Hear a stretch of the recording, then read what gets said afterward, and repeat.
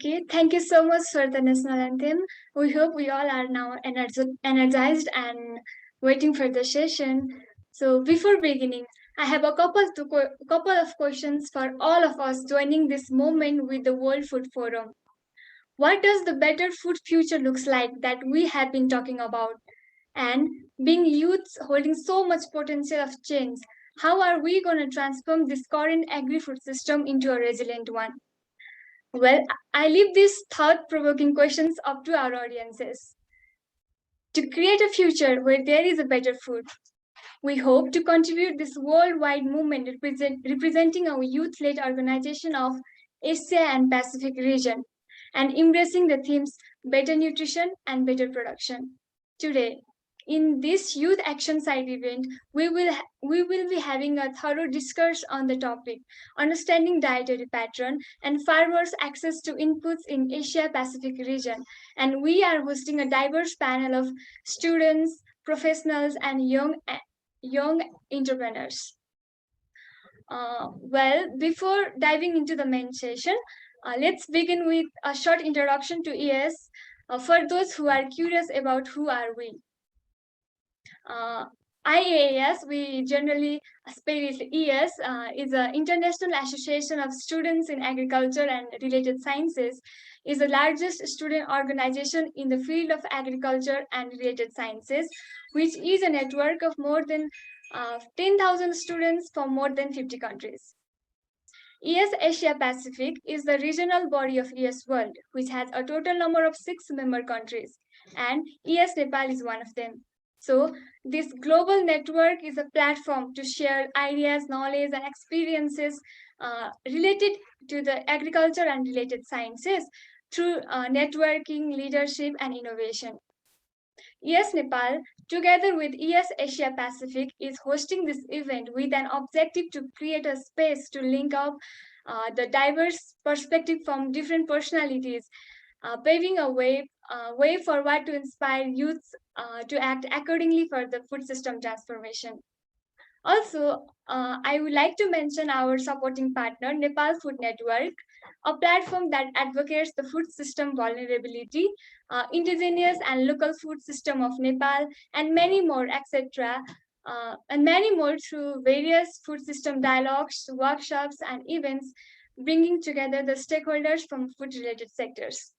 So, together we are here in this event to stimulate the conversation on the various topics related to food supply chain, farmers' access to inputs, dietary pattern, and dietary shift of the people in the Asia Pacific region.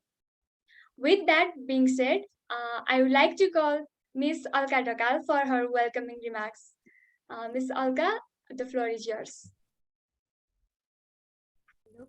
Am I audible? Yeah, you are audible.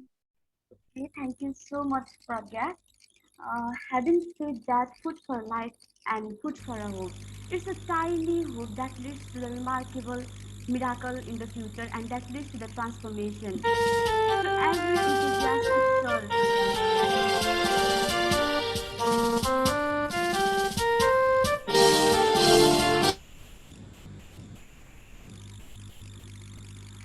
Okay, our sincere apologies for this technical error.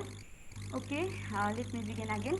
Having said that, food for life and food for a better future, it's a tiny hope that leads to the miraculous transformation. To every enthusiastic youth present here from all around the globe and our diligent panelists, hello and namaste. It's me, Olga. Today, 4th of October 2021, as TikTok by the calendar schedule, we all are gathered here together under the same virtual umbrella for igniting and sparking our the global movement that is led by the World Food Forum, that is the largest global youth network. This event is organized by the Nepali chapter of the IS Asia Pacific, uh, advocating the theme better production and better nutrition. The event entitled as Feeding Hope for a Better Food Future. The inbound logistics has played a crucial role in the Asia Pacific region for the food system sustainability, and alongside the dietary patterns of we Asia Pacific, we Asian or we people of the Asia Pacific has pose a serious threats and challenges in the sustainability of the food system in the Asian region. Now, it's time to turn our movements into the action. We must create the synergy, and it's our responsibility to transform the agri-food system and value the precious food in our beautiful planet. We wish this event will advocate, and this event will bring the diverse range of stakeholders together under the same virtual umbrella.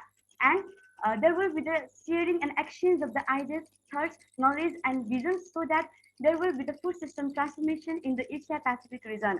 Me, myself, on behalf of the Nepalese chapter of IAS Asia Pacific, would like to express a very warm welcome and a deep sense of gratitude to everyone here for coming.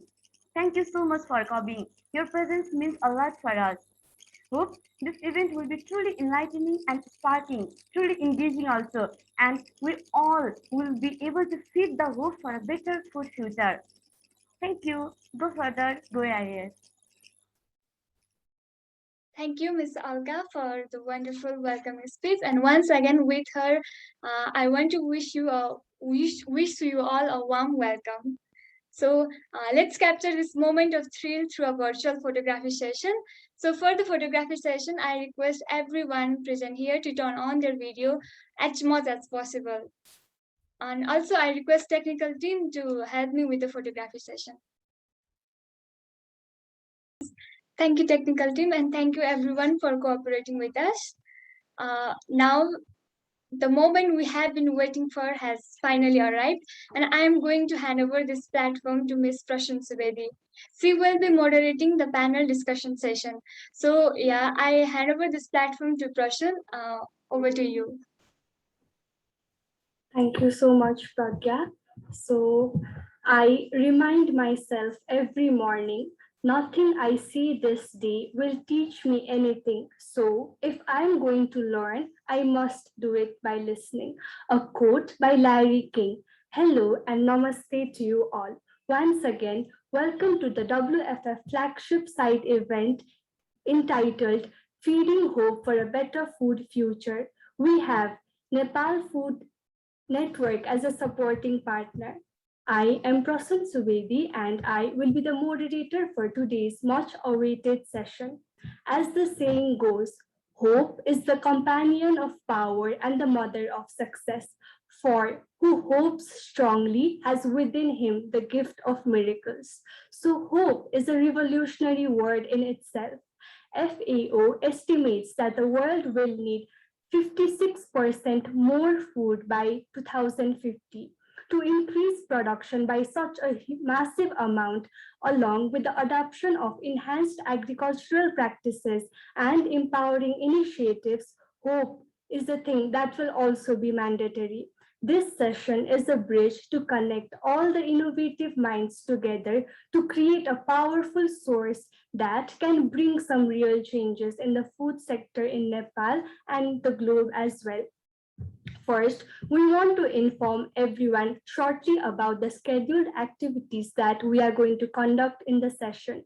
5 panelists will illuminate us through their ideas and visions on their topics related to food system, which shall cover a multitude of aspects.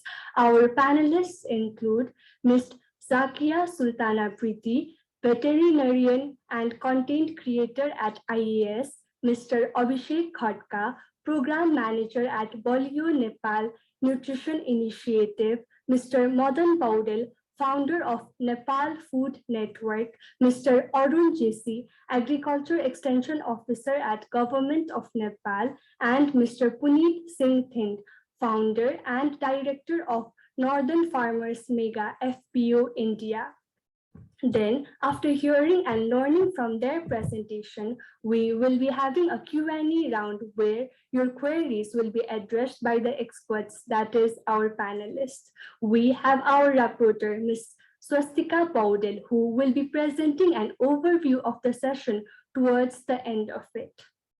Change comes from listening, learning, caring, and conversation. In this program, we will be listening to our brilliant panelists, learning from them, discussing with them, and having conversations too.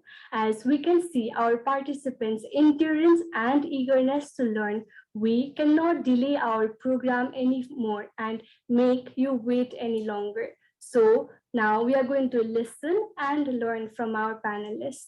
Here, our first panelist is Mr. Puneet Singh, who will be enlightening us on customer-driven agriculture by producers cooperative. Mr. Thind is the founder and director of Northern Farmers Mega FPO, that is Farmers Producer Organization. He is working as the director of Vegetable Growers Association of India and leading BJA of India as national director. We are truly honored to have you here, sir. We request you to take over the platform and apprise us with your valuable insights. The floor is all yours, sir. Thank you. Thank you, Prasan. I hope I'm audible to everyone. Yeah. You're audible, sir. Yeah. Thank you. And at the outset, I'm really thankful for yet another invitation to wonderful session. So I'm thankful to EAS for organizing this workshop, and especially I'm also congratulate Nepal Food Network to be the collaborator for this cause. I would start my discussion with already you have mentioned about my credentials and work in here in India. So as a farmer, I'm associated with the different farmer cooperatives. So promotion of farmer cooperative is our main agenda we are working on for last 5 to 6 years. And farmer cooperative, as everyone knows, United Nations has celebrated year to I think 2012 as a year of FPOs, a year of farmer cooperatives. Here in India, year 2014 was celebrated as year of FPOs. FPO is basically farmer producer organization, which is a new form of farmer cooperative. So working with farmer cooperative has been a really a great experience for us. And mainly we are working on aggregation, food supply chain, which is one of the, I would say, a key factor in the local food system. We are trying to. I'm using so there will be some interruption. So there were a lot of experience of working with farmer cooperative, and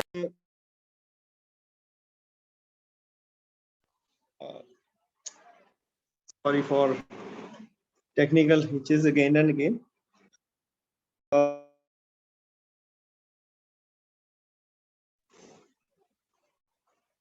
Give me a second.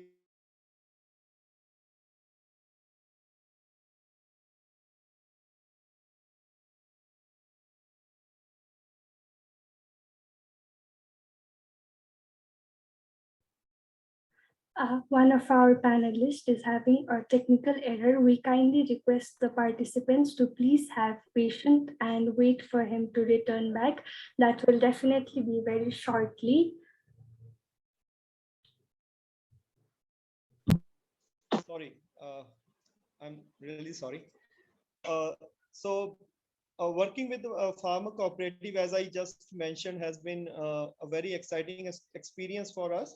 And the local food system, as I mentioned, is very important for every community. To start our operation, we have started with the aggregation of farmers and farmer produce, and standardization of product, because it is vital to have provision for having standardization of the produce. For example, if we are growing a vegetable or a fruit, we need to have a complete infrastructure to standardize the produce, which produce we have to sell to the market for a table purpose, for household consumption, and if there is a processing plant situated in a particular cluster. Naturally, if we are growing something, say tomato for the ketchup, altogether we need to follow different practices to handle that produce. Uh, After establishing, now we are managing nearly 37 different farmer cooperatives involving near 12,000 farmers in two states, mainly Punjab and Haryana in north part of India. And I remember my visit to US with Madan. So we were together, in an IVLP program organized by US Embassy, and we happened to visit different state in US where we have seen the working of farmer market, food hub, community supported agriculture, CSAs. Uh, so everything was so exciting for us, that how we can handle the local food system. And coming back, after coming back from that visit, I was already working on with the farmer producer organization for 4 to 5 years. The first thing we started to establish the pack houses. Now, different pack house to handle fresh produce, mainly fruit and vegetable. It is under construction, and with these pack house, now we are establishing different farmer markets, direct retail. We are approaching to the consumer through online sale. We have designed different platform, mobile app that customer can use to get in touch with us.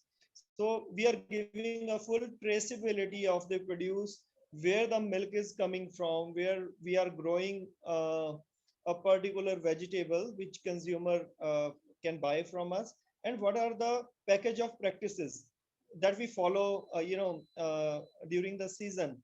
And moreover, since traceability is available to the consumer, they can locate us anywhere, and they do visit us on weekend.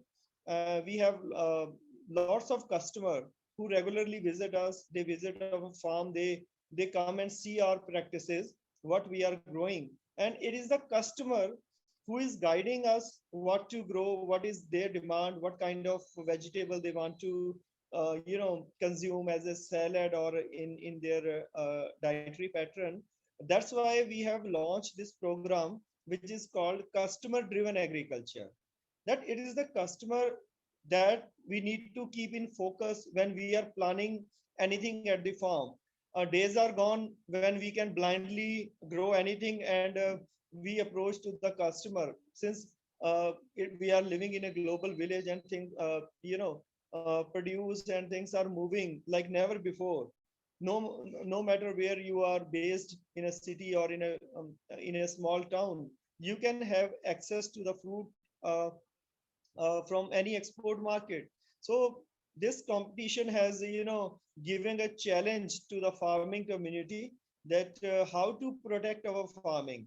So if we are not following a market led approach, if we are not keeping the customer in the focus when we are planning our agriculture, things are going to be very difficult for the farmers and the producers. Competition is increasing day by day. Countries from the west, from those who have surplus food, they are dumping their excess produce to the developing countries and other continents. So customer driven agriculture, as we have experienced, is the one way to address this problem. And secondly, when we talk about anything holistic, anything creating an ecosystem for the consumer, for the farmer, for the society, and moreover for the environment, what is more important, that customer appreciate when we are adopting something which is in fine with the nature, which is ecologically sustainable. And if customer acknowledge that effort, farmers and producers, they are elevated, they are they feel elevated when someone is appreciating their efforts to protect the nature. So this is a kind of a ecosystem that we are trying to create, as I mentioned, with nearly 12,000 farmers in India. We are keeping our efforts on to move farmers away from monoculture. For years, we have been growing wheat and rice, which is a staple crop for Punjab and Haryana, and we call our area green revolution states. So from this is a challenge actually which we have started facing over a decade or so. So now is the time that we have to shift our crop from monoculture to more diversified crop. But diversification, it is very easy to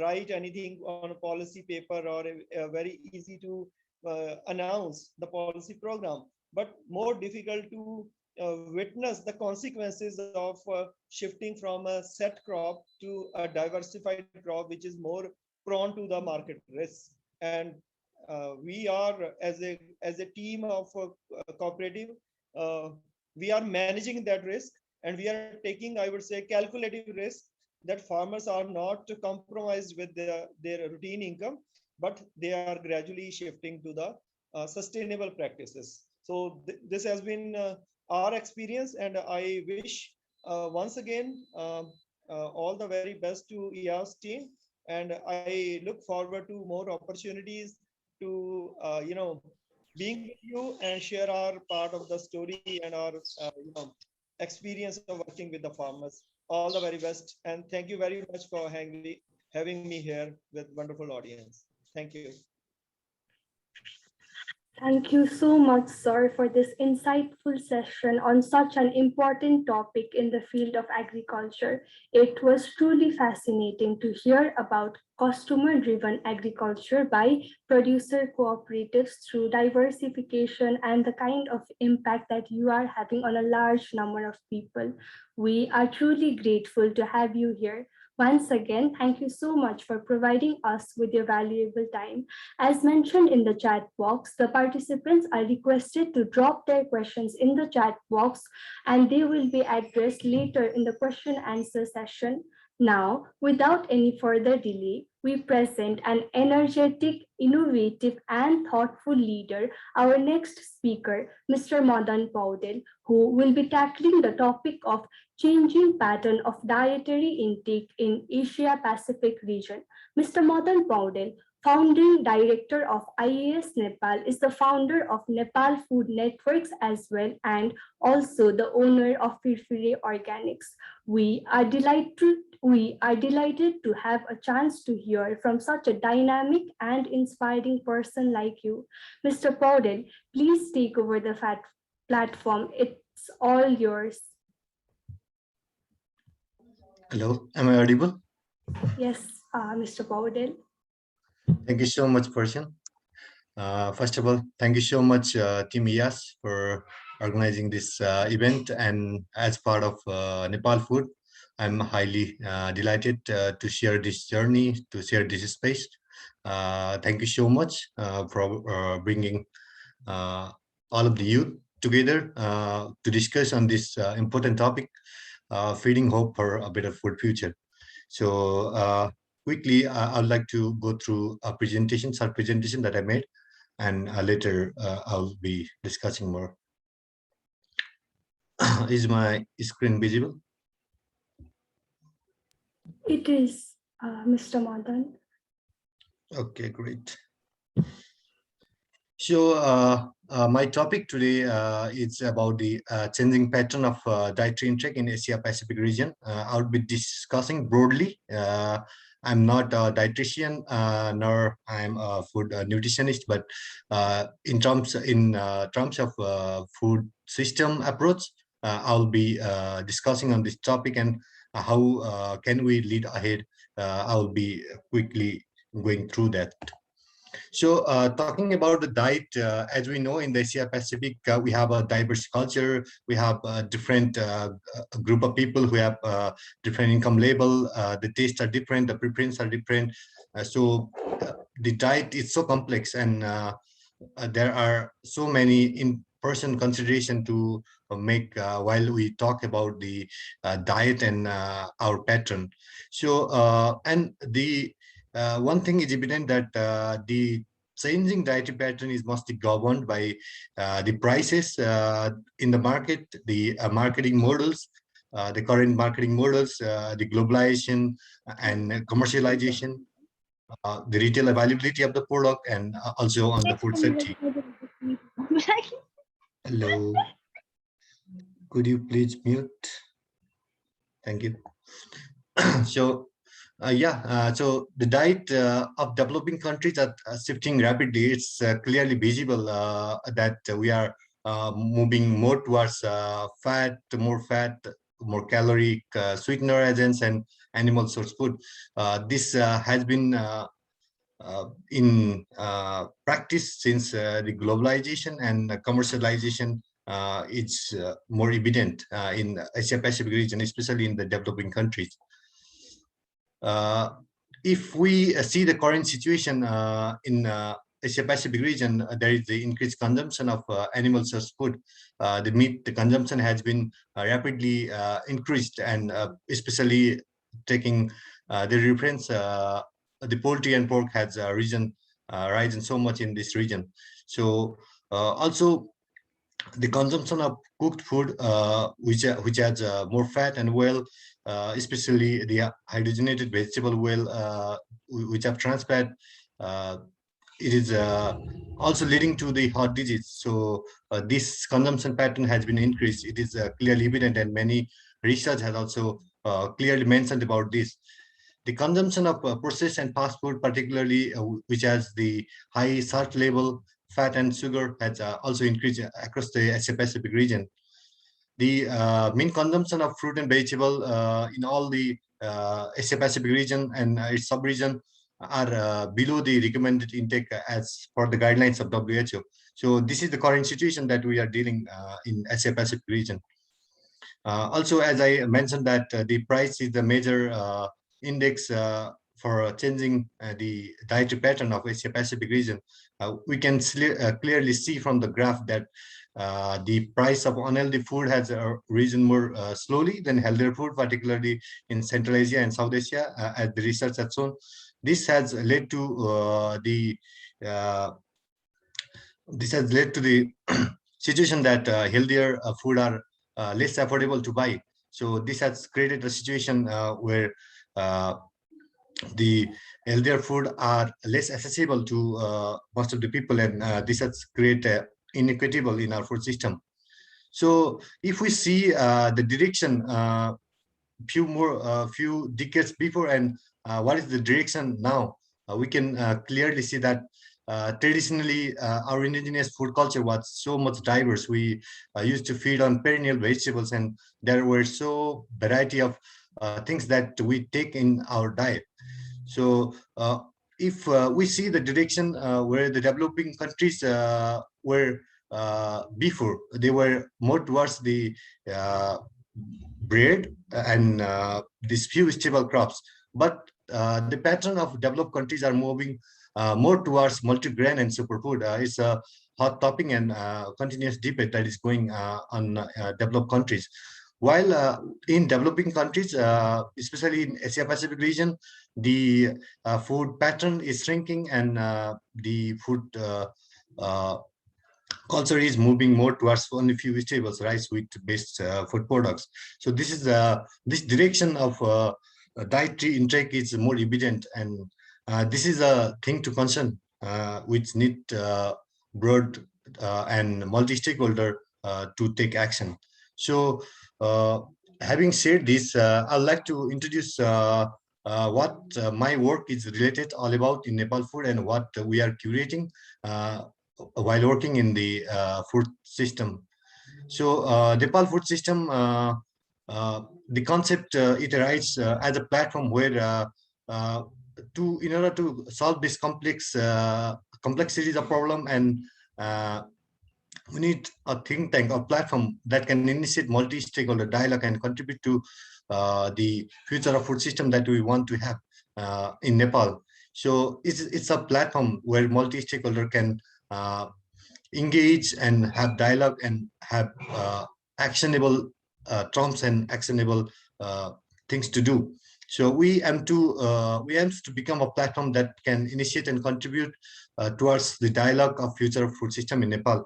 As part of Nepal food system, we are working in a food system approach where we are co-creating food system, working together with diverse stakeholder that would be more resilient, local, which focus to solve on converging crisis that the world is facing, and also that the crisis that Nepal is facing in terms of food production, food consumption, food distribution, bringing together diverse stakeholder for a collective action and with collective impact, shifting the social context that we currently have. So this is the food system approach that we are integrating in Nepal food programs and plans. So while talking about this, let me give you some example how we are working with diverse stakeholder. As part of Nepal food program, we we have this series of events, virtual events, where we were discussing on theme-based topic that are part of this holistic topic of food system. We discuss with provincial level with the provincial dialogues, and also we collected the best practices uh, that are started, that are initiatives of people and institutions that are that should be celebrated and should be really advertised or really push forward to a global audience. These practices we collected in forms of video, and we also are releasing these video documentaries. Three of them are already published and about to publish, and four more is on the pipeline. So also we in the broader level, we are working on organizing Nepal Food and Fair Summit. It's a mega event of Nepal Food Networks that will bring together all the stakeholders working in these diverse collaboratives, and so that we could have the systems approach where we can take multiple actions in terms of policies, in terms of our own actions, and in terms of on our own behavior or so forward. So what we are transforming or how our approach is different is we in order to change the system, we need to have this clear distinction of what the current situation is and what we aim to move forward in terms of food system, what we really want. It's like the pathway from the concept that is already existing now and to the concept that we envision. So we want to transform our food system from silo and distance, where there is a feeling of disconnection, where there is no any connection in between the stakeholder, to a platform where there would be connection, trust, and care for the whole. And also we want to transform ourselves and other stakeholders from doing for developing service, rather than we would move forward to doing with developing communities, where the citizens and the most vulnerable people will be the co-leading of the change they want to see in the food system. Our present context is deficiency focused, while the transformed stage will be more on asset focused. We should move forward our food system from the problem solving to more talking about the possibilities, where only one people or one stakeholder cannot change the action, but doing things together that can really change, and that is what we are focusing on. And the concept of centralized decision making, we should move forward to a concept where there will be more co-creation and co-ownership of the concept and actions. Rather than debating, we need to have active listening and the feeling of having their voice feeling heard. And as also Punji also mentioned, appreciation is the key and collaboration is the key. We need to have the feeling and contributions, and the celebration should be the achievements should be celebrated in in the diverse stakeholders group. So this is what Nepal Food has been envisioning and working forward. So thank you so much for your time, and I look forward to have meaningful conversation. Thank you so much. Thank you so much, Mr. Madan Paudel, for this absolutely knowledgeable presentation. We believe our participants had many takeaways from the presentation on changing pattern of dietary intake in Asia Pacific region, which will be a guiding light in their journey to make an impact in agriculture from individual level. Our next panelist is Mr. Abhishek Khadka, who will be enlightening us on how are the major shifts in food preference in Asia Pacific region changing the agri-food system. Mr. Abhishek Khadka is the program manager at Value Nepal Nutrition Initiative, country representative in YPAD Nepal, program officer in YPAD Asia and Pacific, a board member of Nepal Food Scientists and Technologies Association, and also Program Development Specialist in Youth in Landscape and Global Landscape Forum. Sir, it's our matter of honor to have you here. Your gracious presence and valuable insights will be a motivation to all the amateur and professional agri-enthusiasts to further engage in agriculture and related science. And it's our pleasure to yield this floor to you, sir. Hi, Prashant. Thanks for a wonderful introduction. Unfortunately, I left Value Nepal. It's been only a few weeks, and I have joined a software company for developing nutrition softwares. I'm a food scientist and technician, by the way. The first two presentations were really insightful. I really enjoyed. Thanks, Madan. Thanks, Puneet. It was a really insightful presentation. And I have also somewhat similar presentation. Just that it's more likely linked with the nutrition part and how the agriculture shift pattern is changing the nutrition profile of the South Asia. I'm really presenting on that. Okay, here's my short presentation. Since I was given 12 minutes time, I'll try to complete within the time. Understanding dietary pattern, and I have just clipped off the remaining things so that we can have a discussion after the presentation sessions. So, okay. This is the how the agriculture proportion is been changing globally. Like the population has been changed from agriculture sector to the service sector in around 58 years. Like agriculture has been significant. The people who were engaged in agriculture has been significantly dropped down from 67 to 34%. There might be a various reasons. Just like we have a mechanization, like one person can operate whole agriculture field nowadays. So people are changing the jobs from agriculture to service sector. But if you see the industry sector is relatively very few changes. Like there's only 8% of changes, but they are the big economic houses. Like they earn a big amount in compared to both sectors. So this is the first thing which I'm highlighting in this area. Now, if we see the rice per capita consumption pattern, like there is a significant increase in rice consumption pattern from 1950 to 2000.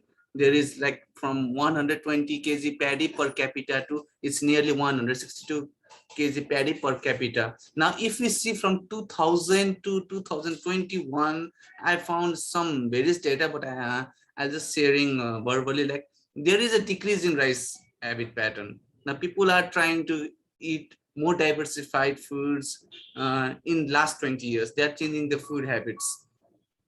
So what we think that that people are able to buy or able to afford different types of food locally or regionally. So the next thing I'm highlighting is about obesity. Okay, you know the obesity is the very much burning issues in globally.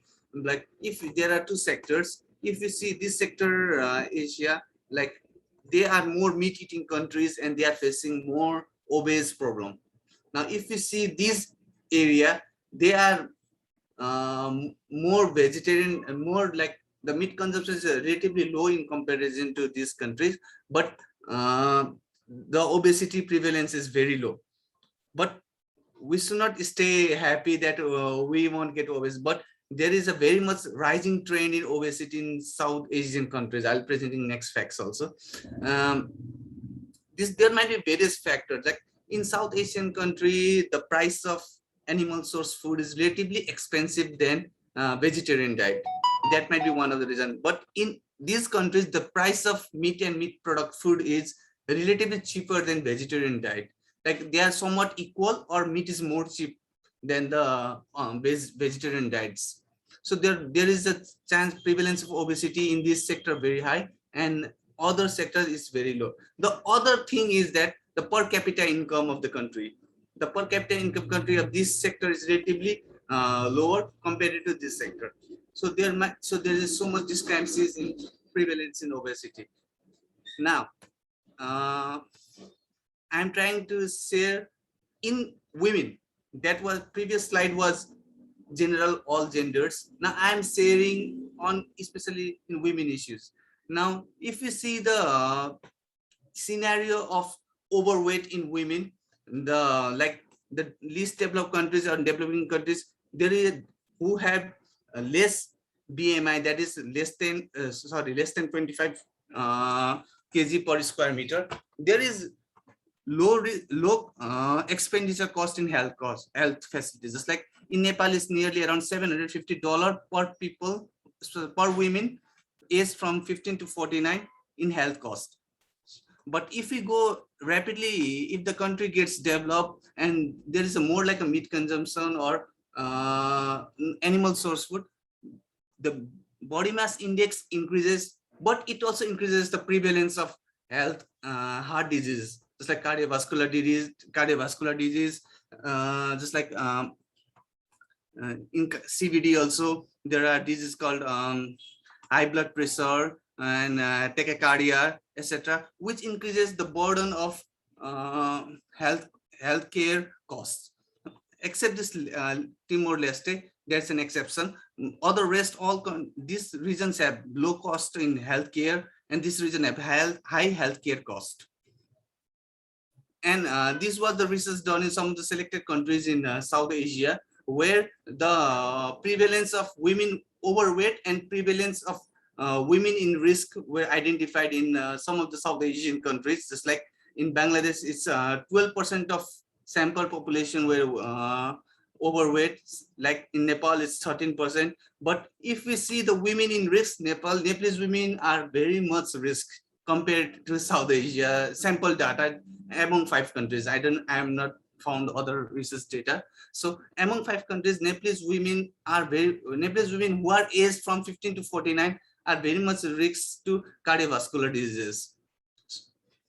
And this one fact shares about the how non-communicable disease can increase the death by 2030, because we have a 2030 global SDG goals also.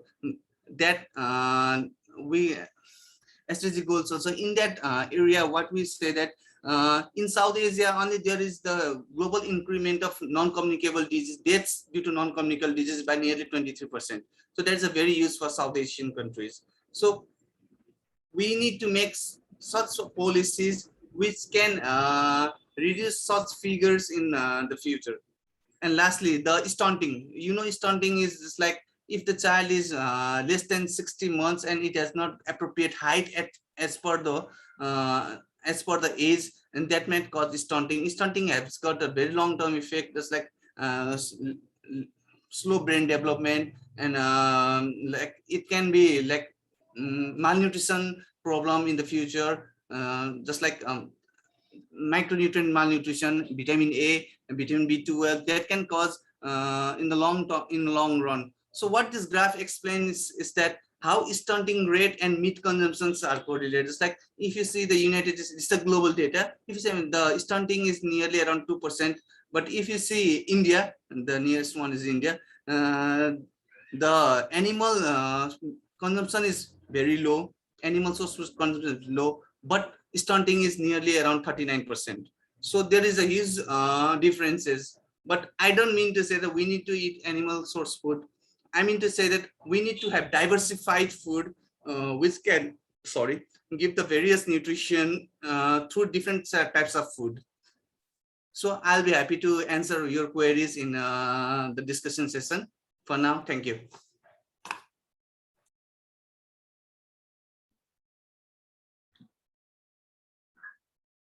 We are sure that the treasured insights given by Mr. Abhishek Khadka will be of great practicality to all our participants. The presentation on the topic, how are the major shifts in food preference in Asia Pacific region changing the agri-food system, possessed such a depth and dedication. With a coronary heart full of gratitude, we would like to thank you, sir. Our next presenter for the day is Ms. Zakia Sultana Priti, who will be presenting on enabling plant-rich dietary patterns for food system transformation. She is a veterinarian student at Sher-e-Bangla Agricultural University and also a parasite resource banking student. She is the content creator at IES Asia Pacific. Ma'am, it's an honor to have you as one of the speakers in our program. We would like to hand over the floor to you, ma'am. Hello, am I audible? Yes, Zakia, ma'am. First of all, thank you so much for arranging this type of program actually, and special thanks to Yash Nepal for giving me this opportunity to be a speaker on this program. Please give me a moment. I'm starting my presentation.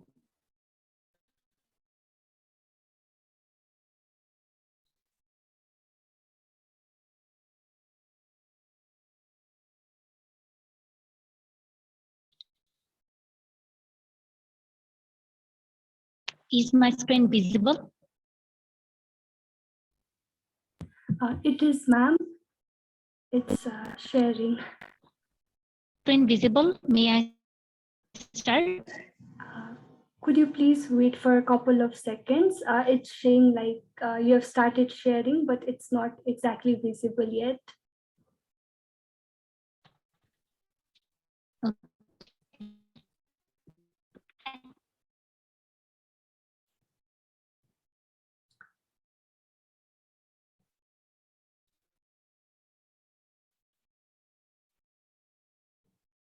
Okay, thank you so much.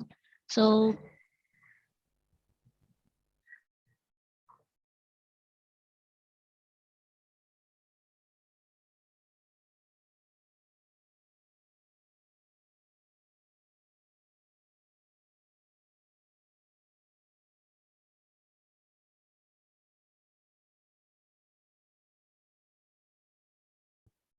Sakia, ma'am, are you there? Your screen sharing feature has been stopped.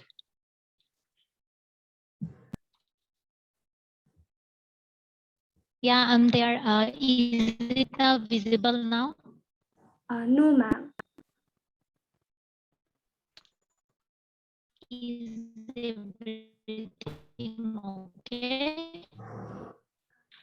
The screen is not visible, ma'am. And apart from that, your view is really disturbed. We would kindly like to request you to please like disconnect your audio once and reconnect it once again so that it may be a little more smooth. Yeah, I'm extremely sorry for the network interruption.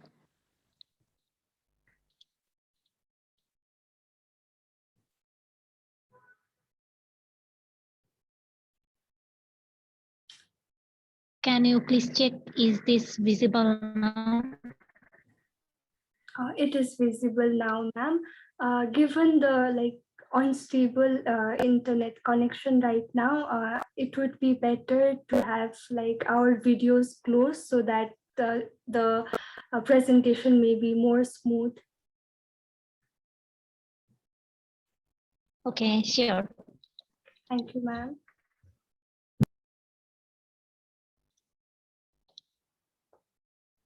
Okay, welcome and thank you so much for everyone for giving me this opportunity. First of all, I would like to introduce myself. Me, Jakia Sultana Priti. I'm currently studying in Sherebangla Agricultural. I'm currently studying in Sherebangla Agricultural University in the Department of Animal Science and Veterinary Medicine, and I am continue myself as a content creator of IASH Asia Pacific also. So today is my topic is enabling plant-rich dietary patterns for food system transformation. So hopefully I would continue this topic. So first of all, if we discuss about my topic, then first of all, we can use that what is dietary patterns and what we should do about that. So dietary patterns is that the quantities, proportions, variety or combinations of different foods, strings and nutrients in diets, and the frequency with which they are habitually consumed. It will be high in fruits, vegetables, whole grains, and low and non-fat dairy and lean protein. So after that, if we go through my next topic, so due to the pandemic situation and COVID situation, there are some challenges we are facing that in food and nutrition challenges. So if we provide some statistic, then we can say that the statistic and food insecurity and malnutrition in all in its forms are unequivocal in underscoring the scale of the challenges ahead. So poor diets are a main contributor to the global burden of disease, causing an estimated 8 million deaths, affecting about 1 in 7 people in 2019. And today, almost 1 billion people do not have access to enough calories. 2 billion are thought to be deficient in dietary sources of vitamins and minerals, and 3 billion continue to consume suboptimal diets that significantly increase the risk of food insecurity, undernutrition, overweight, and obesity, and associate with diet-related non-communicable disease that we are also facing due to the pandemic situation, though all people are stuck in a place and our supply and demand of food and nutrition is also facing some challenges. So the World Health Organization (WHO) defines healthy diets in 3 categories. If we categorize themselves in way one, that is adequate, comprising sufficient food for a healthy life. Next step in way two, diverse, containing a variety of foods, including plenty of fruits and vegetables, legumes, and whole grains. And if we consider the way three, that is low in food components of public health concern, sugars and salt consumed in moderation, and fats being unsaturated rather than saturated and trans fats. So in my topic, there is a correlated topic is that what's the transformation of food or how we can transform our food in a healthy diet balance. The great food transformation will require substantial dietary shifts. As we are belong to the Asian countries, we popularly like to eat heavy diets, and we think that the heavy diets will give us more food, protein, more nutrients, but actually this is a wrong concept. We should eat healthy balanced diet that will combine the nutrient balance that will what should I say, that will the more component will making that the healthy balanced diet. So if we say about the transformation of food, these include a greater than 50% reduction in global consumption of unhealthy foods such as sugar, and a greater than 100% increase in the consumption of healthy foods such as nuts, fruits, and vegetables. If we combine our healthy diet with food and salad and with leafy type of vegetables, I think the balance will be more nutrient and we will get the healthy food, and the malnutrition type problems will be solved easily. And how we can transform our food system. So I think there are some critical domains for the successful transformation of food systems. Like if we consider our agricultural country, every year we produce different type of crops. So if we can combine themselves in our country climatic change, it will be help in our food system, and it will can transform our food system also. If we think about the critical domains to transform food environments for healthy diets, we can transform our environment regarding our food for better healthy diets. then mitigating climatic change. Now we can say that sometimes there is rainy season, sometimes there is hot weather, sometimes there is autumn. So different types of climatic change are occur every day. So every time. So if we produce the food in the according to the climatic change, I hope this will help in our healthy diets. And after that, productivity, engage the private sector. We can also engage our private sector into our agriculture, so that our agriculture system will be developed, and it will also help to increase our economy also. Influence public policy priorities, and last but not the least, establish true cost accounting of food. So I think if we can do that, we can transform our food system. And as we are more Asian people, or as we are agricultural country, our attempt should be do something better related to our agricultural sector. So if our youth opportunities, or if our youth will do something better regarding our agriculture system and our food nutrition and our food diets, so that our country will be more healthy, will be more glorious, and will be perfect for our nutrition. So thank you so much, guys, for having me. Thank you so much.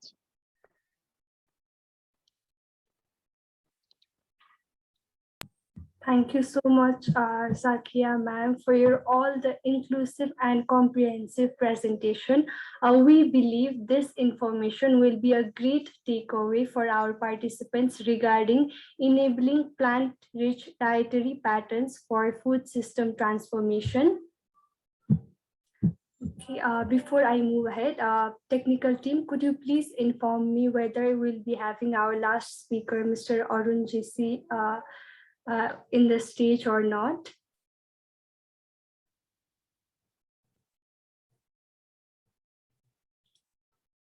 Anyone from the technical team, so that we can move ahead with the presentation session or our question answer session? He's not here, Prashan, so you can Prashan. Okay. And also, will we be taking the 5-minute short break, or will be directly jumping into question answer session?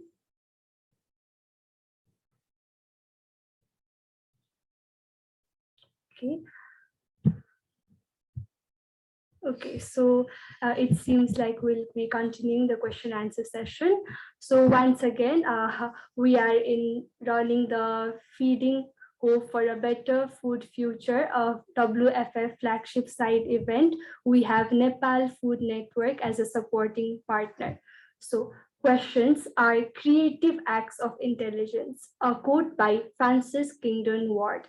In order to fulfill our thirst of curiosity, we will now be entering into question answer session. So first of all, we would like to initiate with the questions raised by our participants.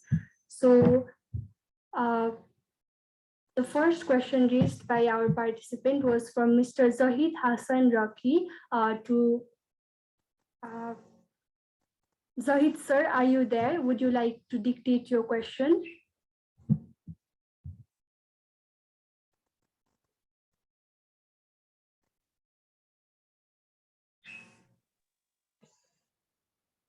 Can you hear me? Yes, Zahid sir. I asked a few questions. I can understand. What will be the question?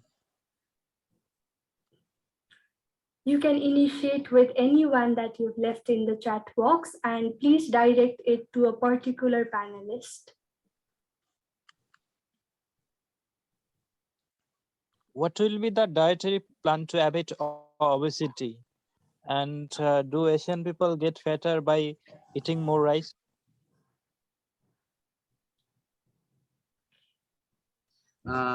Okay. Anyone Shall can take. answer. Regarding the obesity, it's better to eat wide range of products, just like low carbohydrate, high fiber fruits, and milk, egg. You should have a balanced diet composition. You should not eat only rice or dal or rotis or chapatis only. You should have a blend of balanced diet that can control obesity.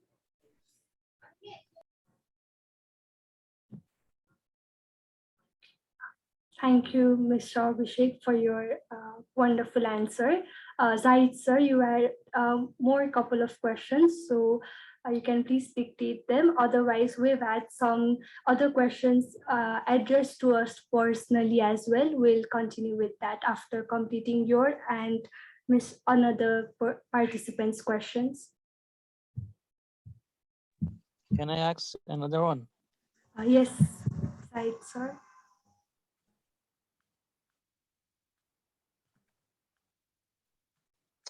The next question was how of animal source food. Okay, Zahid, sir, your question was how can we omit the harmful effects of animal source foods, right? Yes.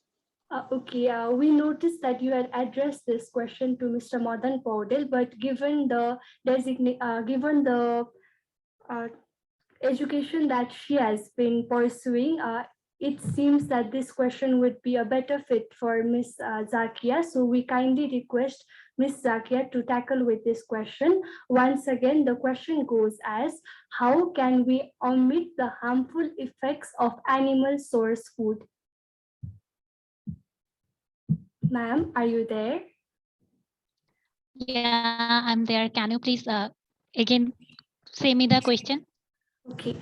How can we omit the harmful effects of animal source food?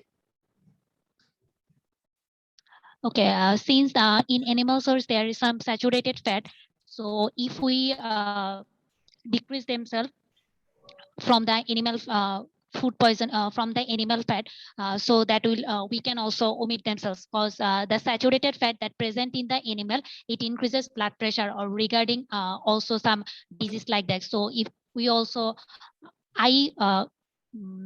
what should I say? I personally suggest that please avoid the saturated fat from the when we taking the food from animal, or when we taking the meat from the animal. Thank you. Okay. Thank you, ma'am. Zahid, sir, do you have any more questions?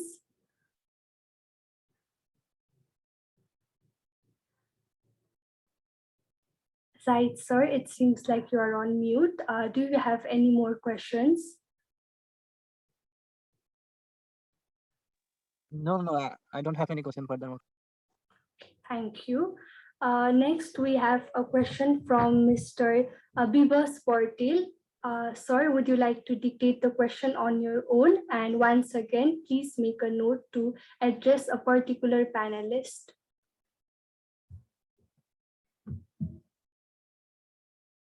Bibas, sir, the floor is yours. My question is for modern rural life. Would you like to explain me what are the impact of COVID-19 on food production in your working area based on your experience in this COVID-19 situation? Yeah, Bibas, thank you so much for your question. As a grower and as a agro ecosystem player, yeah, the impacts of COVID-19 on food production is so evident. There are a couple of things that is more evident in terms of food production. The input supplies has been drastically impacted in terms of getting the seeds.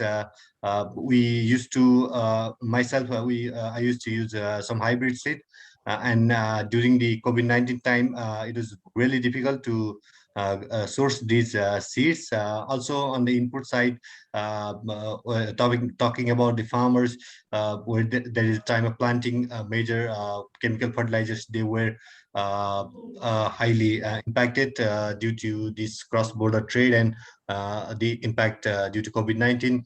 In terms of food production, the other issue is on the getting labor to work.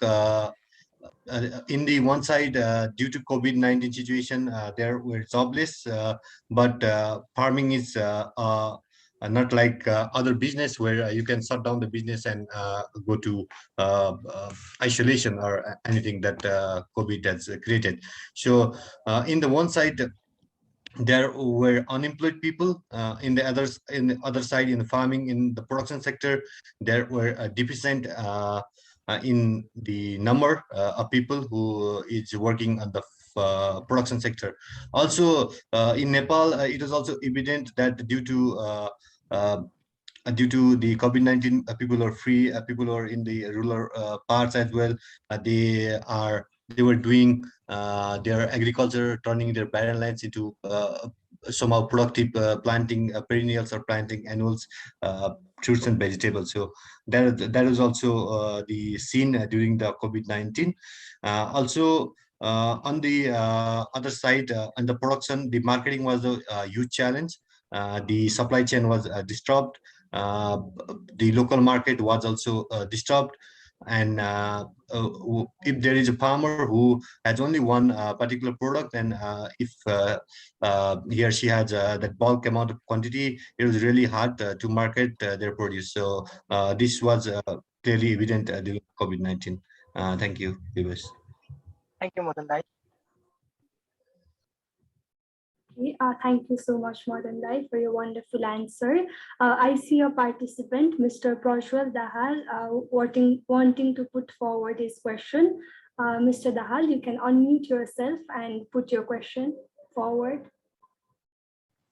Hello everyone. Recently, I have studied an article and where it was saying that the nutrient content of food in South Asia especially is declining. So food are especially starch packed. So they are sources of carbohydrate, but other essential nutrients required micronutrients or macronutrients required for a organism or human being are declining at a rapid rate due to various reasons. I just want to be clear what are the measures that these organizations are organization is taking part to overcome the problem or to tackle with it and produce an outcome. May I? Yes, Madanda, you can voluntarily answer the question. Thank you so much, Prajwal. This is really important question. This question is really intermingled with complexities of problems. Like when we talk about the nutrition content of the food, nutrient content of the food, there are many things that we need to look forward. First thing that I would look is on the growing aspect, like the soil itself. Uh, the uh, the content of nutrition in any produce that is plant-based or even in animal, it depends upon how healthy the soil. The soil health is the major concern.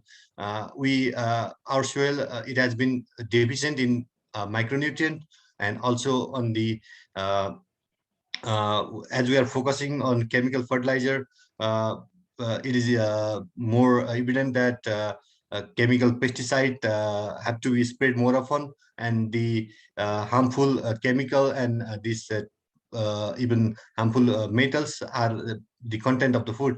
Only our debate and the concern is on the quantity aspect of production. So we are not focusing on quality.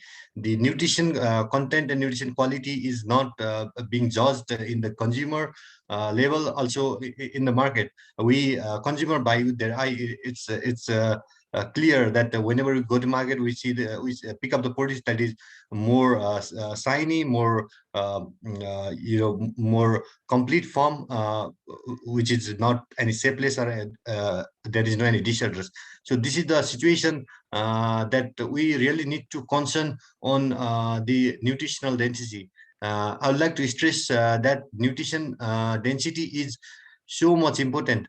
We need to uh, uh, raise awareness from the farmers level to have the better soil health, check their soil if there is any deficient, and there should be holistic approach to solve these complexities. Not only one or two things can solve this problem, but it needs wide attention of multi-stakeholder for getting the more nutrient dense food to consumer. Thank you. Thank you, Madandai, for your comprehensive answer. If any more participants want to put their Something more to this query specifically. yes, Yeah. Abhishek, Okay. sir, you can continue. The trend of fast-moving consumer goods is increasing, like it's so rapidly, and so as the processed food is also part of one FMCG. And what does, if you see the noodle eating trend of South Asia in past 50 years, it's been quadrupled. Like the consumption of noodles is so much high these days, and that people are replacing noodles with lunch, replacing noodles with dinner. Feel free if you are also changing a lifestyle habits with noodles. Like it's a real fact scenario. And one of the major composition of noodles is starch. Now, what was the scenario back 2010 was there should be some types of nutrient in noodles. There was a debate in Codex. Sorry, it's not Codex. There was a debate, and so we should have some fortification. So there was a different trials of fortifying wheat flour and preparing a noodles. But there was a big challenge that that could not revive the same taste it used to be before. Like noodles contain different types of additives, just like a monosodium glutamate, and which enhances the taste. So noodles is especially based on starch. Apart from that, another perspective is recent milk safety, which we had conducted. I was also part of the team. Like in Bardia, the mother milk contained mycotoxin M1. That's so much hazardous. Like the mycotoxin came from cow, the cow to the human, human to the mother's milk, and mother's milk to the baby. So we have a very complex change of like mycotoxins also. So the nutrient doesn't mean that only macronutrient, but we have different types of toxins going through our cycles also.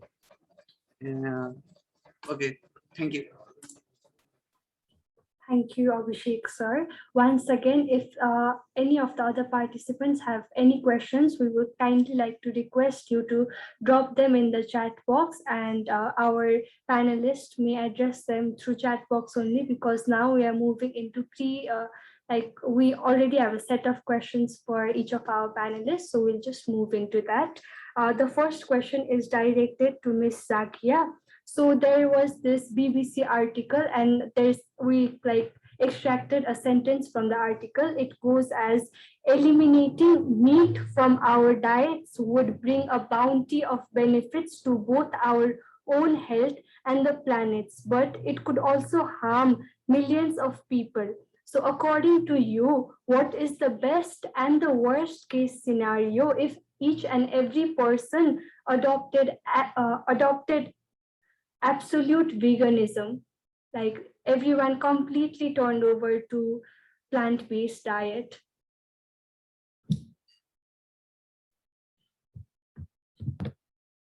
Zakia ma'am.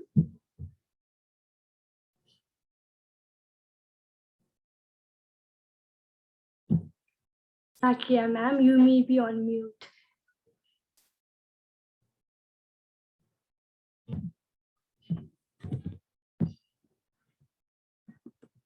Okay, it seems like Zakia ma'am has had some technical errors. She's not here with us. So we would like to move ahead. The next question is directed for Mr. Madan Paudel. So like there are two sides to a coin, right? So one is like fortification and improvement of indigenous food. The other is the adoption of westernized food plates, which have proven to be more nutritionally balanced and rich. So in your opinion, which one should we go along with, the fortification of indigenous foods or adoption of westernized ones? Thank you, Prashan. A really nice question. So my choice would obviously be on the traditional and our indigenous food practices and culture, our indigenous grains. I would not personally go through fortification. There are challenges, and I'm not completely opponent on fortification, but uh, as we know that our food system is so much diverse, and most of our system itself is driven by the locally available food produce. So if we import or go towards more Western meal, there would be a different set of menu, different ingredients that need to be sourced from different part of the continent, and that would create more imbalance in terms of food production, more, in terms of trade and many things. So there are complexities in adopting the Western diet. We should really focus on our own indigenous practices, our indigenous grains, and also in terms of nutritional aspect, our food pattern and food system is a complete set of diet. We shouldn't be governed or directed by the clever advertisement and that corporates and this commercialization of this product do to in order to increase the intake. Ultimately, we are just supporting these big corporates, which are not conscious on the consumption. They are just profit making and nothing contributing to or less contributing to society and to the planet. So we should always focus on try to source fresh local ingredients and make the kitchen with wholesome diet with this local produce. So that would be my message. Thank you. Thank you, Mr. Paudel, for your wholesome answer. The next question is directed to Mr. Abhishek Khatka. So, if the preferences of the consumer keep on changing, then agriculture patterns may also be altered, right? For instance, the share contributed by staple crops like rice may be replaced by emphasis on meat and related items. In your opinion, are the rural farmers of Nepal and other developing countries ready for that kind of change? Sorry, the question was quite lengthy and I could not focus on the later part. Can you repeat me once again? Sure, Mr. Khatka. So, people's preference are changing nowadays. Instead of having staple food like rice, wheat, and maize, even Nepali people are shifting towards having like meat protein, like meat, milk, and all sort of things. So that will definitely bring a change in the food system. So in your opinion, are the rural farmers of Nepal and other developing countries ready to like shift to that change in need be? Will they be able to keep up with the preference change?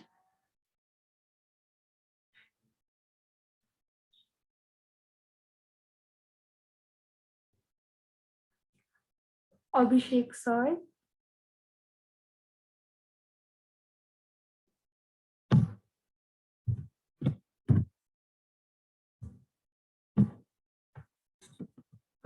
It seems like there is some technical difficulty. Before our panelist speaks, I would just like to inform everyone that the feedback form has been dropped down in the chat box.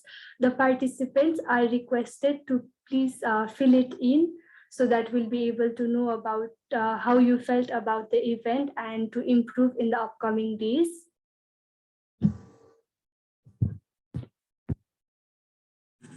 Okay. So there is, it seems like our panelist had a little technical difficulty. We have one last question for Mr. Madan Paudel.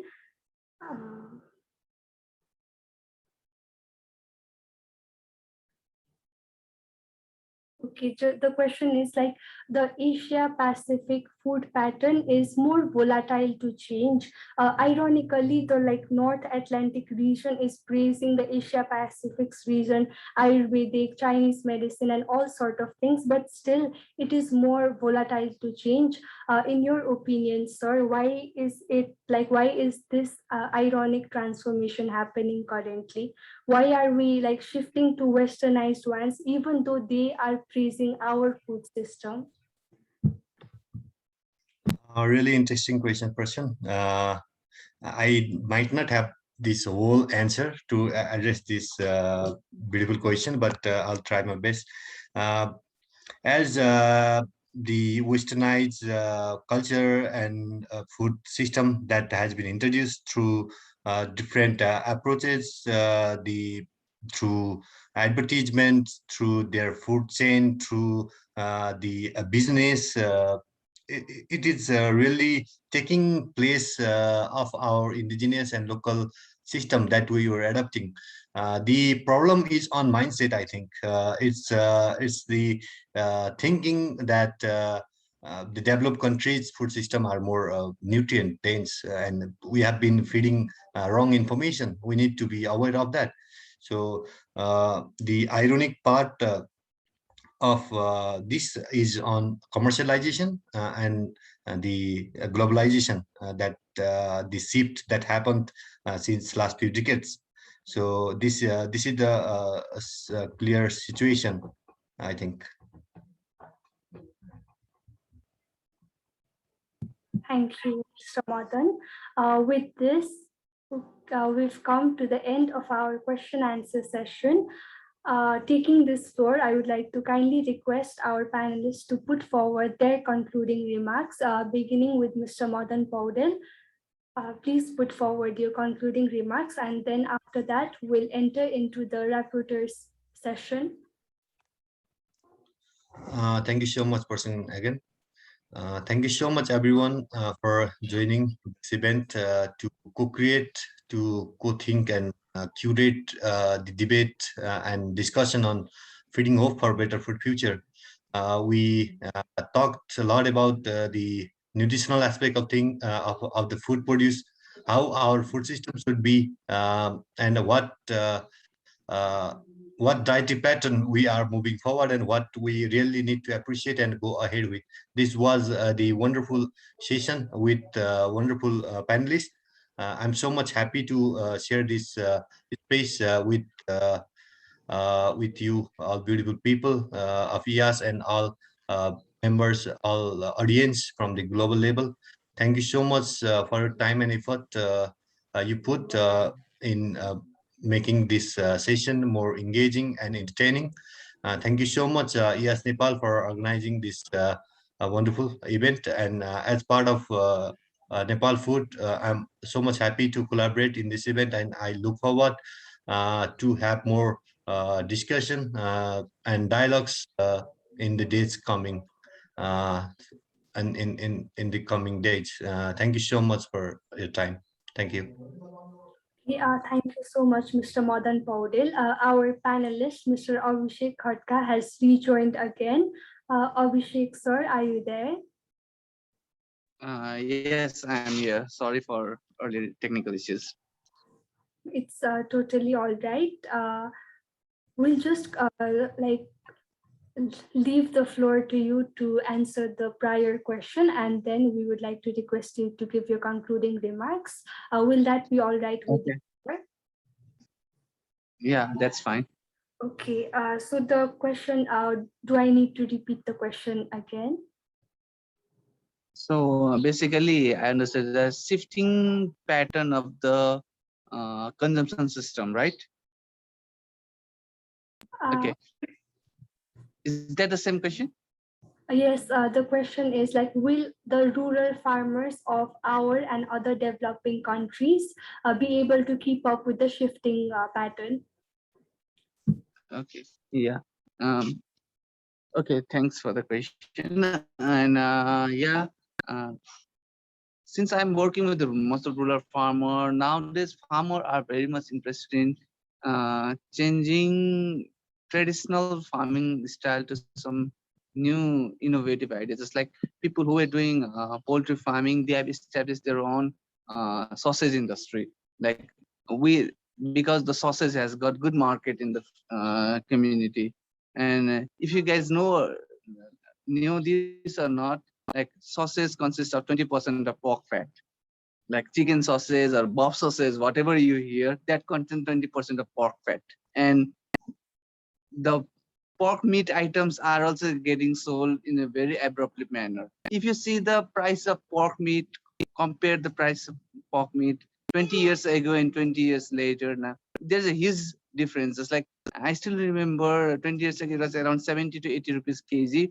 In that time, chicken was still 150 rupees kg. But now I think pork is very much higher than chicken also. The chicken is nearly around 300 per kg and pork is 350 per kg in Nepal, not in South Asia. In Nepal, I'm saying.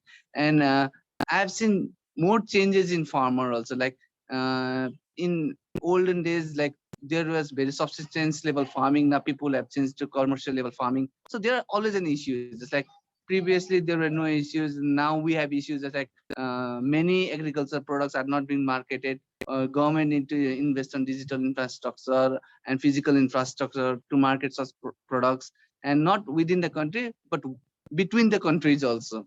It's like sometimes we have very much technical issues, just like the ginger issues. The Nepal cannot sell ginger to India, or India cannot sell their products to Europe. There are technical barrier trades in agriculture products, so that should be solved within the policymakers first. So that was a brief my experience on changing consumption pattern and changing trading pattern in South Asia. Thank you. Thank you, Mr. Abhishek Khatka, for your wholesome answer. With this, we would like to request you to continue and please put forward your concluding remarks. Okay, thank you, IS Nepal and IS Asian Pacific, Robbie Raut, who invited me for as a speaker. It was nice to meet you all virtually. I forgot the first speaker from Punjab, I guess. His presentation was too good. Madan, yes, was also too good. And the lady from Jakir, I forgot the name. It was also too good, and I got chance to learn very much new things. And yes, there are all the question never ends. To be very honest, if you keep on, the question never ends. If you keep on answering, there'll be question after question. So it was a good learning for me in short. Thank you. Thank you so much, sir. Thank you to all the panelists for their invaluable time as well as insights. Moving on, there goes a saying, rapport is the link between meeting and communicating. In order to shower us with the reporting of today's session, I kindly request our reporter, Ms. Swastika Paudel, to take the floor. Ms. Swastika, the floor is yours.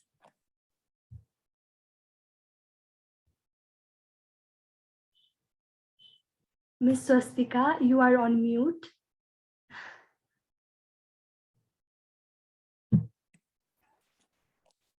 Am I audible? Yes. Thank you, Praswan. It's me, Swastika, today's reporter. And I'm here with the key points and the conclusion we got from today's panel discussion. And I hope you all got many insights and practical tools that enhance your thoughts and concept towards the food pattern. And first of all, let me go through all the presentations and keynotes that I have got for today's panel discussion. And first, talking about customer-driven agriculture by following the market by producers and let me know that farmers are the base of agriculture and customers are the pillars. So customer-driven agriculture is the most, and we should also be more suitable if we shift our pattern to polyculture rather than monoculture by following the market approaches sidewise. And again, talking about the Asia Pacific region, changing in dietary pattern intake of Asia Pacific region. Asia Pacific region consisting of most of developing countries can't afford the high price and more healthy food due to its region and have shrinking food pattern which should be shifted to multi-grain dietary. Nepal Food Network co-creating the food system that is resilient, local, and solves the emerging problem food issues by being engaged with different stakeholders and encouraging the youths. And similarly, talking about how are the major shift in food preferences in Asia Pacific region, changing the agriculture food pattern, and talking about food preferences. It has been driven to more meat consumption, fast food, processed food, single grain dietary, according to the regions, per capita income and taste habits. This problem seems to lead the obesity, overweight, and stunting and food insecurity. We also have got many data that's shown by our panelists, which would prove that such food habit would obviously lead to obesity and stunting. And similarly, talking about enabling plant-rich dietary pattern for food system transformation, healthy diet comprising of adequate and sufficient food, having multigrain and plant-rich dietary, and getting away from heavy foods and getting away from heavy diets and preventing oneself from obesity and overweight. Thank you once again to all present over here. Overall, concluding today's panel discussion has provided us with insights and the practical tools which would definitely change the food pattern in a positive way in whole Asia Pacific region and whole country. Thank you. I hope you got a little more insight and conclusion from today's discussion. Thank you. Thank you so much, Swastika, for your effortful essence presentation of our insightful and thought-provoking session. Before moving ahead, once again, I kindly request the participants to fill in the form and let us know how the session went and in which aspects we can improve further. With this, we have come to the end of today's panel discussion session. Warmest gratitudes towards the precious panelists and patient participants for such a comprehensive session. My role as a moderator has come to an end. Thus, without further delay, I would like to hand over the floor to Ms. Pragya Devkota for taking over the closing ceremony. Thank you, Prashant. That was your wonderful moderation, and thank you for Swastika for the beautiful sum of the session. Now, since we have witnessed the core session, now it's time to honor our respected panelists. Before that, as Prashant already mentioned, the link for the feedback form has been already released in the chat box. So please go through the link and bless us with your valuable feedbacks. Okay, and having said that, here comes a special moment where we will be providing a virtual token of love to our panelists. So I request the technical team to help me with that.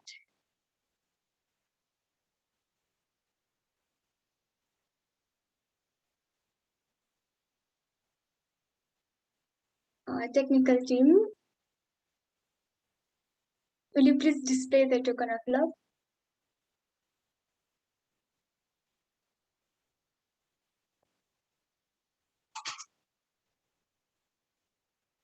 This one is for Punit Singh thing, but he is not here with us, so we can skip. This token of love is presented to our dearest Madan Paurel. Let me read it out. Okay, better nutrition, better production.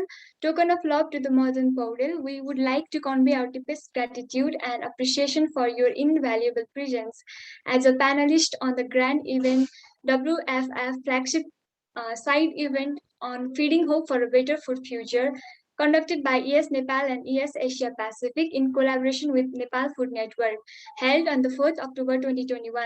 Your valuable insights and supports here inspired us to make the most of us. Thank you so much, and please, Mr. Madan, accept it with our sincere thanks. Thank you so much, guys. Thank you. Okay, and the next one. This token of love is presented to Mr. Abhishek Kharka. We would like to convey our deepest gratitude and appreciation for your invaluable presence as a panelist on the grand event WFF flagship site event on Feeding Hope for a Better Food Future, conducted by ES Nepal and ES Asia Pacific in collaboration with Nepal Food Network, held on 4th October 2021. Your valuable insights and supports have inspired us to make the most of us. Thank you so much, Mr. Abhishek Kharka, for being here with us and sharing your insights. Thank you, Dhanyavad, Shukriya. I'm Pragya. Okay, so we thank you everyone once again for your valuable contribution to this event.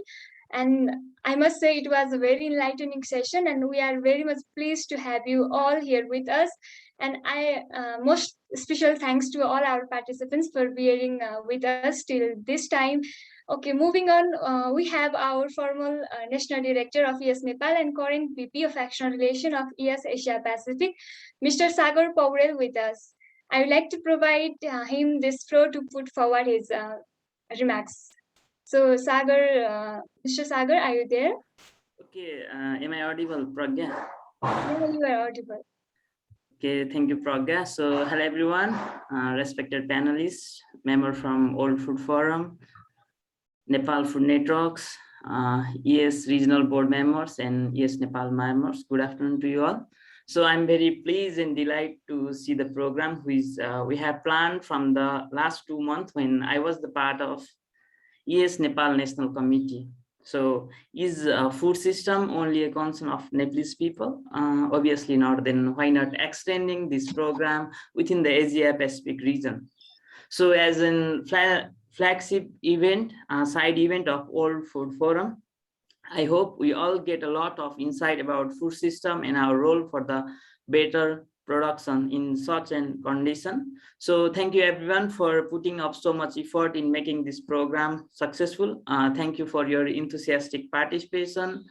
Together we can create a better production for better future. Thank you everyone. Go further, go ES. Thank you, Mr. Sagar, for your sweet and short closing remarks.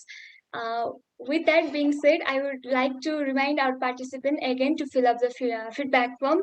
We will be acknowledging your presence with the certification of participation as well. So please do not hesitate to provide us your valuable feedbacks.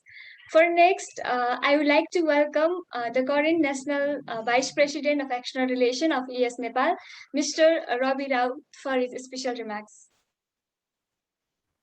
Okay, thank you, Pragya. And hello, everyone, respected panelists here presented. And it is said that perfection is not attainable, but if you chase for the perfection, definitely we can achieve some of the excellence.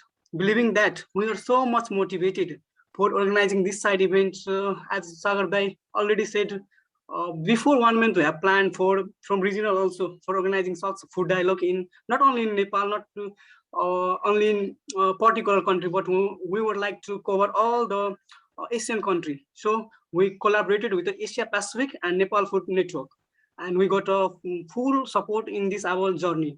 And I think this program is has been really good by seeing the participation.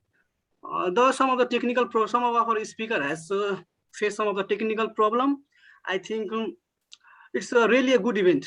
And I would like to discharge a good remark to WFF providing us such a honor platform, and I hope we'll get the same support in here also from the WFF, from Asia Pacific, and from Nepal Food Network.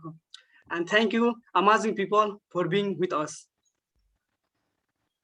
Thank you, Ravi, once again for your special remarks, and thank you for believing in the team and coming with this idea to like step ahead in this side event and representing ES Nepal in this global platform. So also, I would like to acknowledge our supporting partner, Nepal Food Network, and we look forward to step further with this collaboration in coming days. Now, before parting our ways, I would like to hand over this virtual microphone to our dearest partnership and public relation coordinator of ES Nepal, Ms. Nishta Dawari, for the vote of thanks. Nishta, over to you, and thank you, everyone. Thank you, Pragya. I must say the session has definitely been a fruitful and effective one. I'd like to extend my sincere gratitude to our respected panelists on behalf of ES Nepal and ES Asia Pacific for providing us insight on feeding for a better food future. We have enforced a lot of information regarding the topic through this session, which I believe will be of very which I believe will be very useful in our future as well.